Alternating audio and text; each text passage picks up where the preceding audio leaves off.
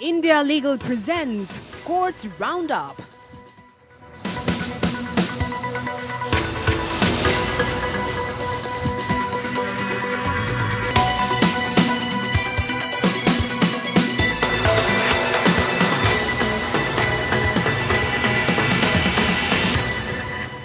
Hello, I am Disha and you're watching Courts Roundup. In this program, we bring you the latest legal news and details of courts proceeding. Before we begin, here's the headline. Supreme Court dismisses plea by former soldier of BSF Tej Bahadur challenging the election of PM Modi to Lok Sabha in 2019 from Varanasi constituency, says Bahadur not asked the returning officer for extension time. Supreme Court reserve order in a case relating to installation of CCTV camera in police stations says prevention of police atrocity is the objective.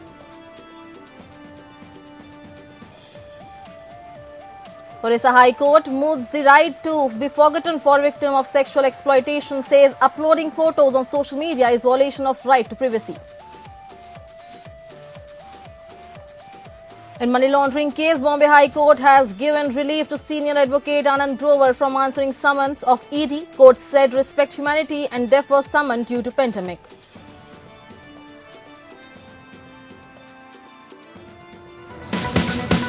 India Legal presents Courts Roundup.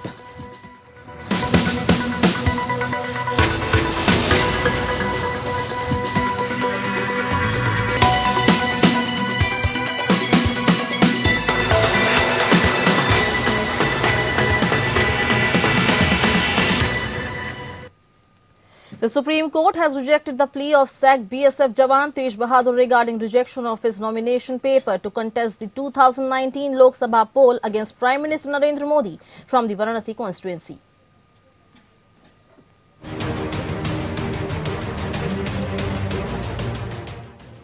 The Supreme Court has dismissed a plea by former soldier of Border Security Force Tej Bahadur challenging the election of Prime Minister Narendra Modi to Lok Sabha in 2019 from Varanasi constituency. The verdict was delivered by a bench of Chief Justice of India S.A. Bobde and Justices A.S. Bopanna and V. Ramasubramanian. We are of the opinion that the present election petition has been rightly nipped in the bud. The present civil appeal is thereby dismissed, the bench said. Tej Bahadur had challenged the rejection of his nomination as Samajwadi Party candidate from Varanasi constituency for the Lok Sabha 2019 election. Bahadur had initially filed his nomination as an independent candidate, but later altered it to enter his nomination as Samajwadi Party candidate. His nomination papers were reportedly rejected by the returning officer, citing his failure to submit a certificate that he was not sacked from BSF for either corruption or disloyalty. Dismissal on the ground of corruption or disloyalty attracts ban on contesting elections. The hearing in the Supreme Court primarily dealt with the aspect of whether or not the returning officer had given Bahadur sufficient time to respond to the show cause notice by which Bahadur was asked to produce certificate to prove that he was not dismissed for corruption or disloyalty. The returning officer gave me notice on 30th April and my nomination was rejected next day. Sufficient time was not given. It was submitted on behalf of Bahadur. Senior counsel Harish Salve, who was representing the Prime Minister Narendra Modi, has said that Bahadur had not asked the returning officer for extension of time. Candidate can ask for 2 days, but he did not ask for time, Salve said. The petitioner had placed reliance on the returning officer's order, stating the returning officer himself had stated that extension of time was sought. Bahadur challenged this rejection, contending that such a decision was taken to facilitate an easy victory for Prime Minister Narendra Modi. It was Bahadur's case that the returning officer failed to note that he had produced his dismissal letter while filing his nomination papers. The dismissal letter, Bahadur claimed, clearly showed that he had been dismissed for alleged indiscipline and not for the corruption or disloyalty to the state. Therefore, there was no requirement for any additional certificate to prove that he had not been dismissed of corruption or disloyalty, he submitted. Bahadur had first approached the Supreme Court challenging the rejection of his nomination paper in 2019 May, but the top court declined to interfere. Bahadur later moved the Allahabad High Court, which heard the plea in detail before dismissing it in December 2019. He then approached the Supreme Court in February 2020 by way of the present appeal. Bureau report. The Supreme Court has adjourned for 2 weeks the hearing in the plea filed by Republic TV Editor-in-Chief Arnab Goswami challenging the Maharashtra Assembly breach of privilege notice. The court said that it needs time to peruse the counter filed by Assistant Secretary of the Assembly Vilas Athavale, filed late evening of Monday. The matter was heard by a bench of Chief Justice of India S.A. Bobde and Justices A.S. Bopanna and V. Ramasubramanian. On the last date of hearing, the court had summoned Athavale, Assistant Secretary of the Maharashtra Vidhan Mandal Sachivalaya, for allegedly intimidating Goswami with the object of deterring the journalist from moving the Supreme Court. In his counter file before the court, Athavale has submitted that he acted on the direction of the Speaker of the Assembly. Appearing for Goswami, Senior Advocate Harish Salve submitted that notice must be issued to the Speaker. Senior Advocate Arvind Datar, who appeared as amicus curiae in the matter, stated that since the counter states that Athavale was an agent and acted as per the Speaker, a notice to the Speaker was needed. The bench had observed that this letter was in the teeth of Article 32 and amounted to a threat to prevent Goswami from moving the Supreme Court. In his response to the privileged notice, Goswami had released a statement on his channel stating that he would continue to question Uddhav Thackeray and elected representatives and that he has decided to contest the notice.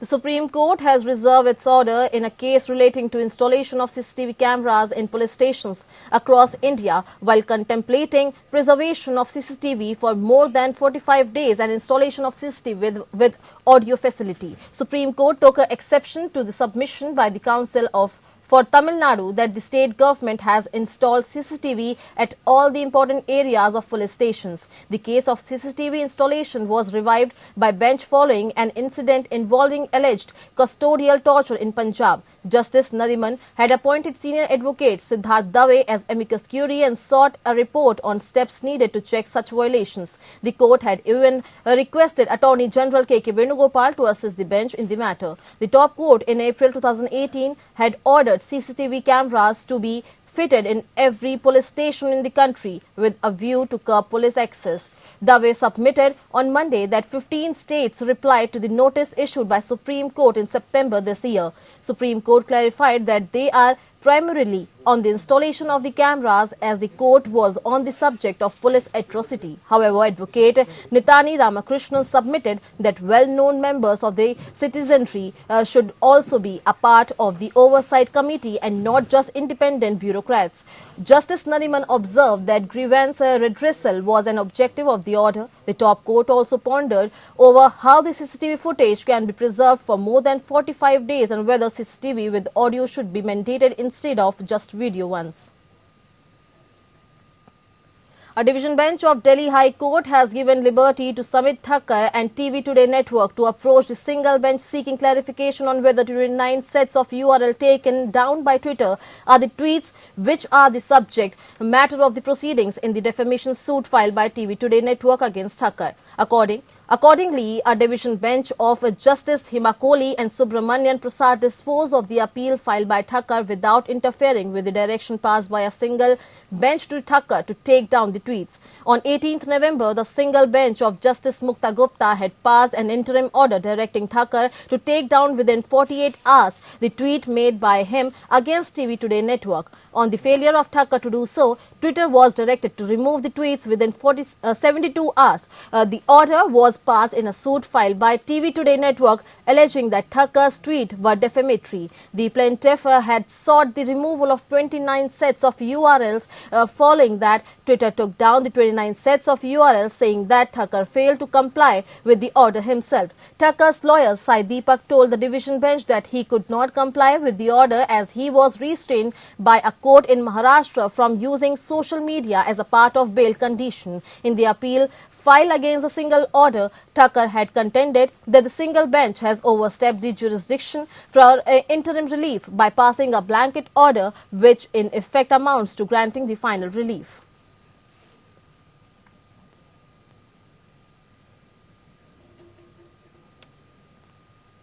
Emphasizing the need for statutory recognition of right to be forgotten, the Odisha High Court observed that allowing objectionable photos and videos of rape victim to remain on a social media platform is a violation of their right to privacy. Presently, there is no statute in India which provides for the right to be forgotten or getting the photos erased from the server of the social media platform permanently. Justice S.K. Panigrahi observed while dismissing a bail application filed by a rape accused who had also uploaded the video on Facebook. The court said that if the right to be forgotten is not recognized in such matter, any accused will surreptitiously outrage the modesty of the women and misuse the same in the cyberspace unhindered. There is an unprecedented escalation of such insensitive behavior of the social media platform, the judge noted. The court, while considering bail application, noted that the accused had uploaded the video in a Facebook profile he created in the name of victim,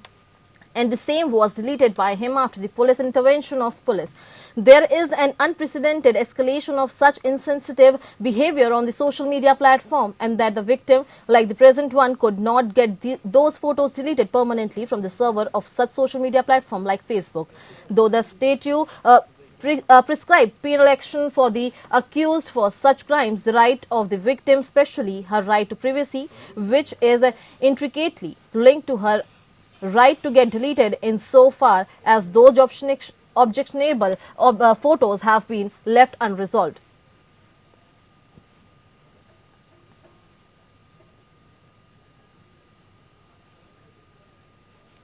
For more updates, we have Advocate Shivam Sharma with us. What happened in the court? Yes, in this case, the court said that under the Indian criminal justice system, a strong penal action is prescribed against the accused for such serious crime, but there is no mechanism available with respect to the right of the victim to get the objectionable photographs deleted from the server of the Facebook. The court noted that the section 27 of the draft Personal Data Protection Bill 2018 contained the right to be forgotten while dismissing the bail application. The judge further said that in the instant case, prima facie, it appears that the petitioner has not only committed forcible sexual intercourse with the victim girl, but has also deviously recorded the intimate sojourn and uploaded the same. Considering the heinous of the crime, the petitioner does not deserve any consideration for bail at this stage. This is what the court has ordered. Yes. Great. Thank you for the complete information, Shivam. Well, keeping in mind the COVID-19 pandemic, the Bombay High Court has asked the Enforcement Directorate (ED) to consider deferring the summons issued to Senior Advocate Anand Grover in his capacity as trustee of the NGO, the Lawyers Collective, in a connection of a money laundering case. The plea by Lawyers Collective sought to quash and set aside the Enforcement Case Information Report (ECIR) registered by the ED under provision of the Prevention of the Money Laundering Act. PMLA and the consequential summons and investigation arising from the report. Additional Solicitor General Anil Singh appeared for the ED today and sought time to reply to the petition moved by Jai Singh and Grover challenging the summon issued to them. Senior Advocate Amit Desai, appearing for the petitioner, informed the court that the summons directed their appearance before the ED on 26 November 2020 in Delhi. The bench of Justice S.S. Shinde and M.S.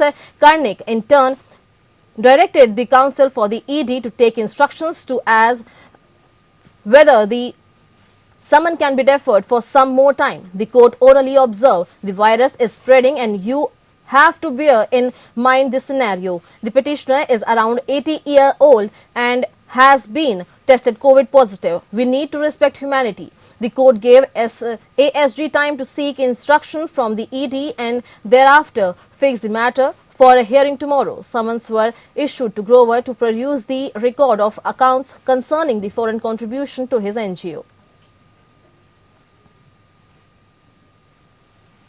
The Kerala High Court has granted bail to a health worker accused of sexual assaulting a woman who had visited him to obtain a COVID-19 negative certificate. The health inspector was accused of committing rape on a woman on whose complaint a case under Section 323 voluntary causing hurt 5061 criminal intimidation 376, 376-2N and 376-CB, rape of the Indian Penal Code, was registered against him. The court had dismissed the initial bail application filed by the accused given the seriousness of the allegation. Then, in an unexpected turn of event, the women submitted a notarized affidavit before the court stating that the intercourse was consensual and that she was pressured into the making a statement by her relative, voicing its displeasure at the fact that the woman's initial statement had resulted in the incarceration of the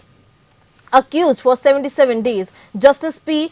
Kunhi Krishnan observed that the court could not shut its eye in such situation, ordering an inquiry into the matter. The court observed that it was surprised by the turnaround, stating that a case of this nature would have had a negative impact on the morale of health workers. The court asked the Director General of Police to conduct an inquiry into the women's allegation and submit a report within 3 months.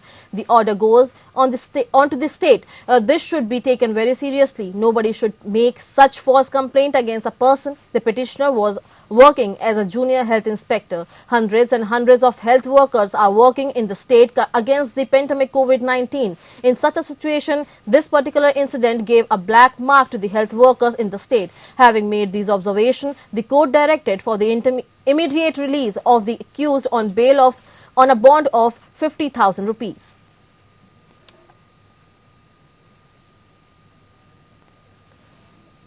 The Kerala High Court has observed that use of the term Gomata as a synonym for meat in a cookery show is a prima facie likely to hurt the religious feeling of Hindus whose worship cow as a deity. Holding thus a single bench of Justice Sunil Thomas imposed strictures on activist Rehana Fatima, who had uploaded a video of a cookery show on social media in which she was cooking Gomata Ularthu. It was alleged that she narrated the recipe and purposefully claimed that she was cooking the meat of Gomata to hurt the religious sentiment of the community. According, she was booked under Section 153 of IPC. Choice of word Gomata Ularthu prima facie appear to be ill-motivated and purposefully made, and that uploading of such a highly objectionable video for public viewing may affect the fundamental right of the devotees. The court was thus of the opinion that Fatima had violated a bail condition imposed on her of not to hurt the sentiment of any religious community by the High Court in another case pertaining to publication of offensive material about Lord Ayappa of Sabrimala.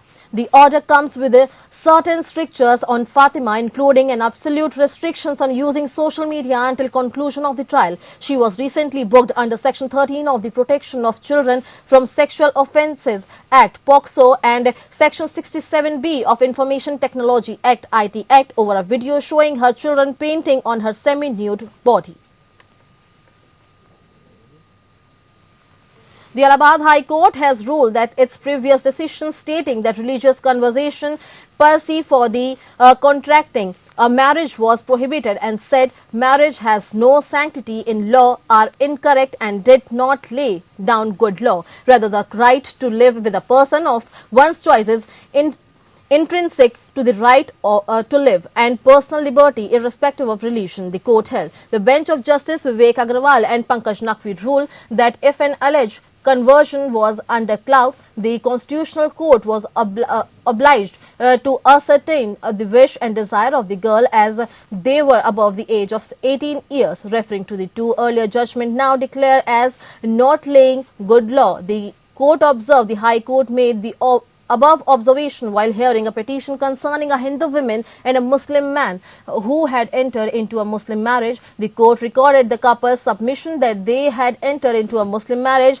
voluntarily and had been living together peacefully as husband and wife for a year. The High Court went on to quash the FIR in this case primarily on the ground that no offences were made out. The bench relied on the fact that two grown-up individuals were before it living together for over a year of their own free will and choice. The bench took note of the high school certificate of the couple to deduce that they had attained the age of majority. Since that was not in dispute, the alleged offences could not be made out as the victim had left the home on her own violation in order to live with her husband.